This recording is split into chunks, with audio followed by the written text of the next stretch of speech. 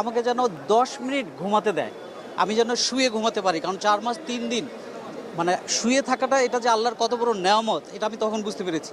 4 মাস 3 দিনই আমাকে হাত পিছনে বাঁধা, চোখ বাঁধা এবং বসা অবস্থায়, এবং হাত বাঁধা শুধুমাত্র একবার যখন টয়লেটে যেতে দিত, তাও আবার সময় বাঁধা ছিল 2 মিনিট। এর মধ্যে হয় আমাকে উজু করতে হবে, না হয় প্রসাব বা পায়খানা যে কোনো একটা করতে হবে। 2 মিনিট 3 মিনিট সময় দেওয়া হতো, কিন্তু 1 মিনিট পরেই তারা ধরে নিয়ে চলে আসতো, এরকম ছিল। তো আপনার নন স্টপ ওখানে বসে, কেউ শুইতে পারে না, হাত বাঁধা পেছনে বসেই ছিলাম। আর 6 জুন আমাকে ওখান থেকে নিয়ে যাওয়া হয়, কারণ আমি প্রতিটা দিন গুনতাম, এক একটা দিন গুনতাম। 6 জুন আমাকে নিয়ে যাওয়া হয়, মানে 7-8 ঘন্টা জার্নি ছিল। পরে ওখানে যেয়ে আমি জানতে পারি যে এটা রাজশাহী রেব হেডকোয়ার্টার। তো ওখানে আমাকে টয়লেটে রাখা হয়েছিল। টয়লেটে 1 মগ পানি দিত, আর এক মগ পানি এটা দিয়ে